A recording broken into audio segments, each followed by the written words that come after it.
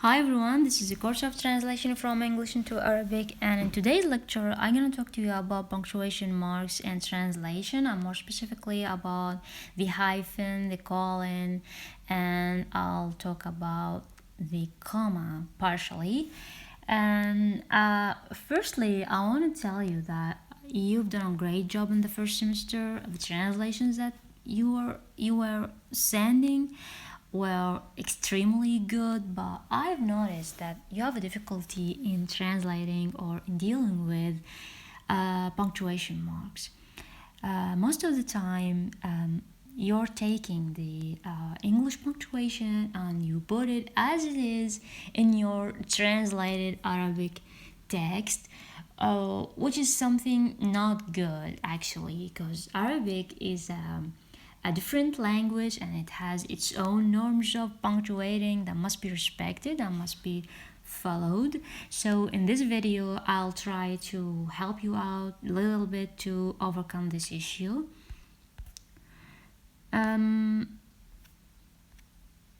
Punctuation plays a vital role in the interpretation of a certain text, so using it randomly leads to misunderstanding the text and consequently the wrong translation. There are many differences between languages with regard to punctuation marks, particularly Arabic and English, which have to be taken into consideration by translators. Simply speaking, Arabic and English are totally different languages and they have different norms of punctuating, and these norms must be respected, as I said. I want you to deeply examine these four sentences in order for you to understand the importance of punctuation marks. The first example says, "We had one problem. Only Murphy knew we faced bankruptcy." The second one, "We had one problem only. Murphy knew we faced bankruptcy." The third, "We had one problem only. Murphy knew we faced bankruptcy."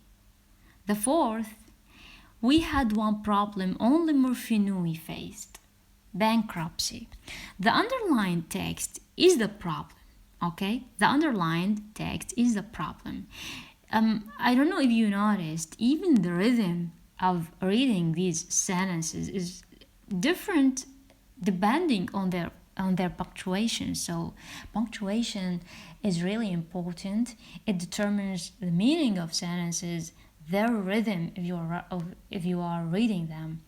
I really want to hear you reading these four sentences, so please just send me voice messages and try to translate these four sentences into Arabic yourself. We'll discuss these four on our Telegram group, so we'll be in touch.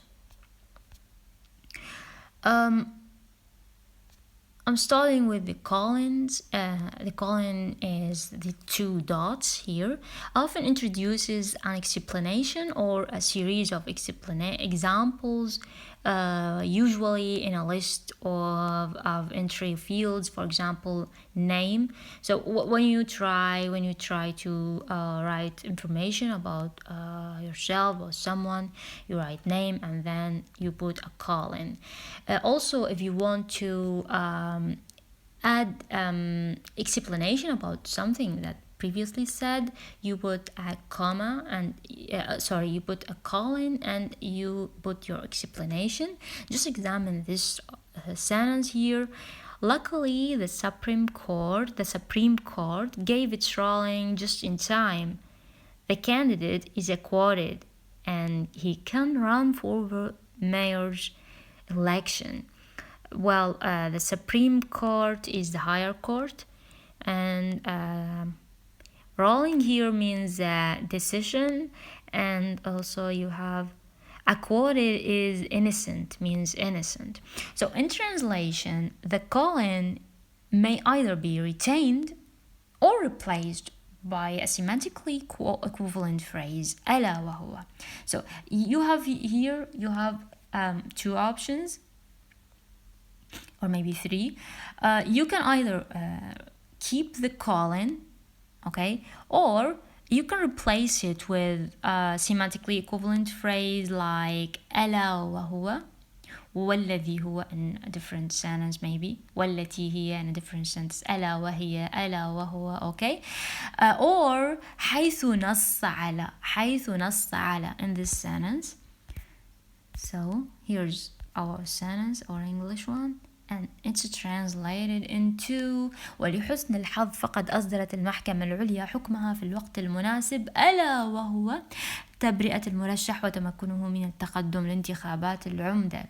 Or we can say ولحسن الحظ فقد أصدرت المحكمة العليا حكمها في الوقت المناسب ألا حيث نص على تبرئة المرشح. Another alternative would be the use of a verb, okay, like decided. So our translation will be ولحسن الحظ فقد أصدرت المحكمة العليا حكمها في الوقت المناسب حيث قررت تبرئة المرشح وتمكنه من التقدم لانتخابات العمدة. So the colon can be translated into ألا وهو, ألا وهي, ألا وهم, okay, depending on the context. حيث نص, for instance, حيث نص, حيث قررت, okay, حيث قررت. These are all alternatives for the colon in Arabic. Also, we have the hyphen. A hyphen is used to separate compound words, like two bronzed forklifts. Also, we have the Iron Steel Company, شركة الحديد الصلب. The London-based newspaper, الصحيفة التي تتخذ لندن مقرا لها. The hyphen has been replaced by a relative clause التي.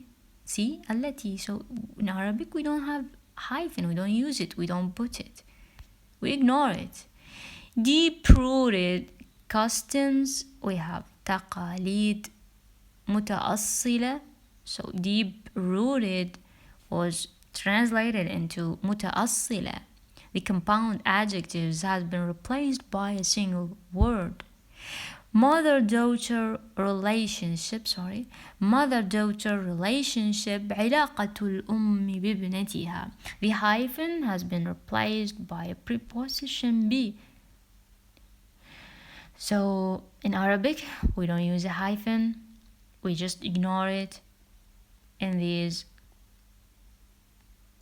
compound words.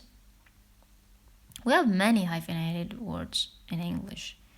Mother-in-law, we have ex-husband, ex-president, we have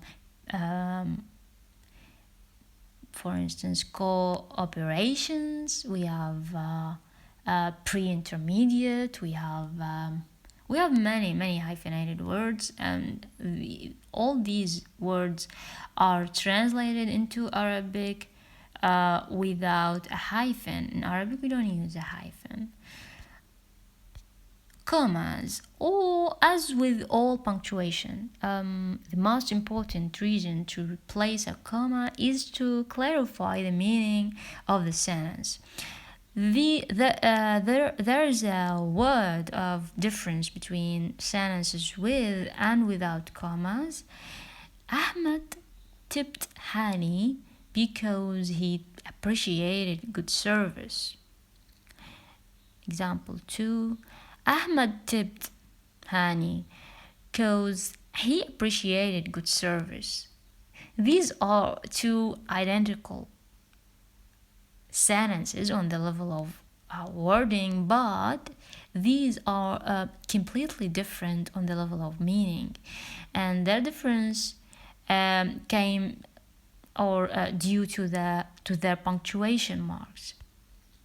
In the first sentence, Ahmed tipped someone named Hani. Simple. right? Simple. In the second, Hani is being addressed. Hani is being addressed. Okay, so we have someone is talking to Hani and he's telling him that Ahmad tipped because he appreciated good service. So, well, a reader doesn't know whom Ahmad tipped. We don't know whom Ahmad tipped. A waiter, a taxi driver, or a house cleaner. No idea. We don't know. Ahmad may even have tipped Hani himself. We don't know. So I want you to translate these two sentences and we'll discuss both of them on our Telegram group. Comma before and. In British English, they don't use a comma before and, while in American, they put a comma before and. For example, the three soldiers were Ali, Hani, comma, and Radi. Okay,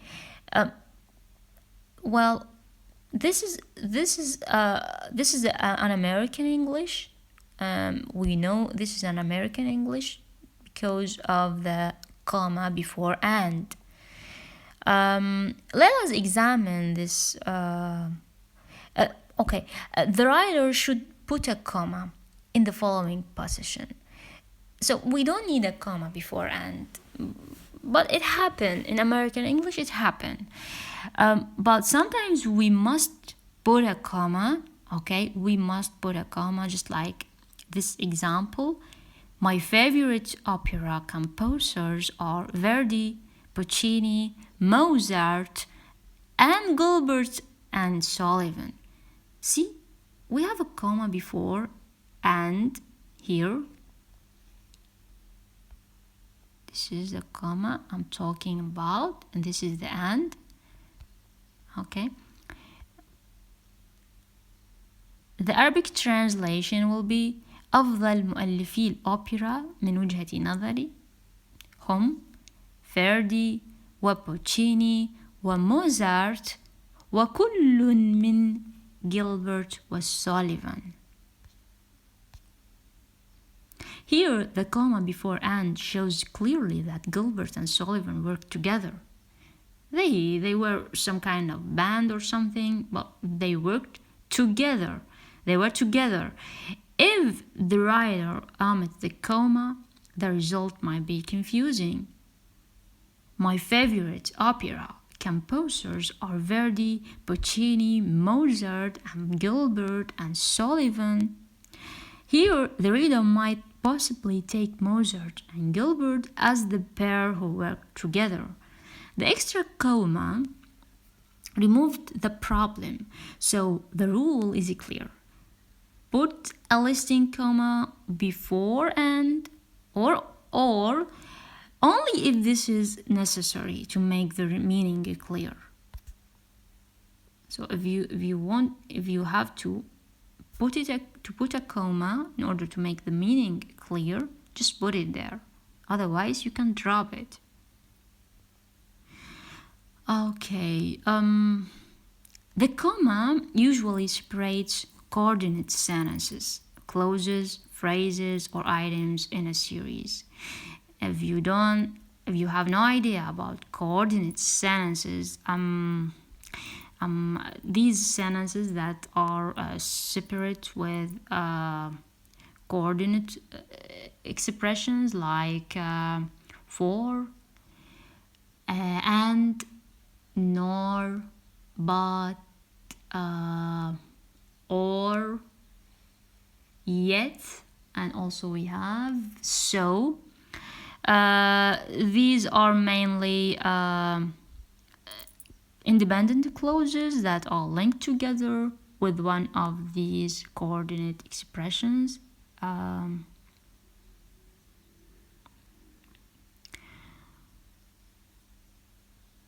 Okay. For example, in a series of 3 or more items, English uses a comma to separate all but the penultimate, the one before the last, or the ultimate, the last item in a list. The solar system is composed of a star, 9 planets, and several satellites. Arabic translates the sentence by dropping the commas and inserting the conjunction و to replace the comma. يتكون النظام الشمسي من نجم و9 كواكب وعدة أقمار. So we drop the comma, we place or we put و conjunction. English places commas between adjectives of equal weight. Adjectives of equal weights are coordinate adjectives. While Arabic, so with coordinate adjectives, English uses a comma, while Arabic uses 0 punctuation or an optional way. See. He immersed his dark, soily feet into the blue clear. So here we have a comma. Blue clear water of the sea. غمس قدميه الداكنتين المتسختين في مياه البحر الزرقاء الصافية. See? Blue clear الزرقاء الصافية. No comma in Arabic. And this one is for dark soily. Well, it is optional. Okay.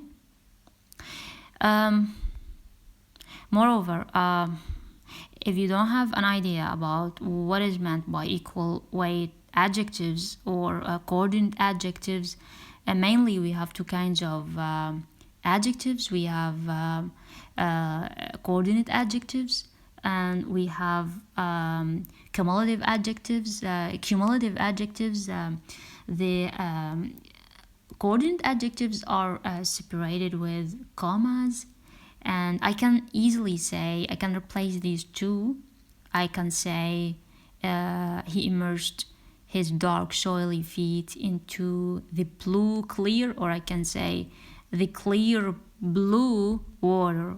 Okay, the meaning is the same, but we have dark soily. Dark soily is a cumulative adjectives. These are different from, I cannot replace them. I cannot say he immersed his soily dark feet. No, his feet is not soily dark. It is dark soily. Okay, so I'm describing. So dark here is an adjective for soily. If you want further explanation, we'll talk about that later on our group or in another lecture. We're gonna tackle the translation of adjectives in another lecture, inshallah. Okay, we have a transition and commentary words. Transition, I mean linking words like moreover, in addition, however. These are linking words, are usually set off with commas, you know that in English, after sentential connectors and transitional words. A comma is used in English. Okay, sentential connectors like, in my opinion, English put a comma here. In my opinion, from my personal point of view, they put a comma. These are named sentential connectors. Okay, there are many sentential connectors. I'm just explaining to you, just like in my opinion, for me. Okay, the way I see it. Okay, also a comma is used in English. See, Arabic either reproduces the comma or inserts a lexical substitute. So here, in this case, an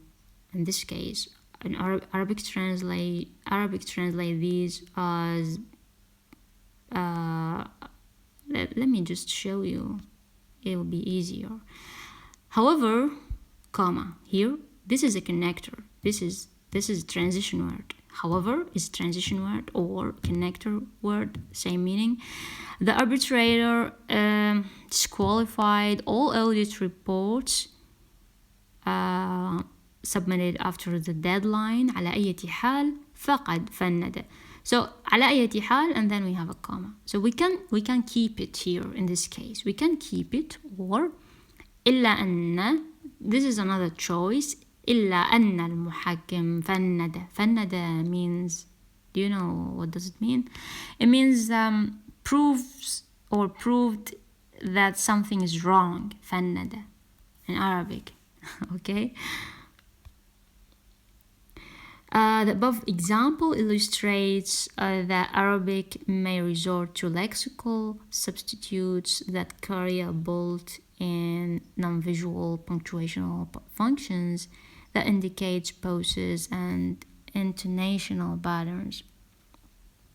So sometimes we drop the comma and put semantic alternative for it.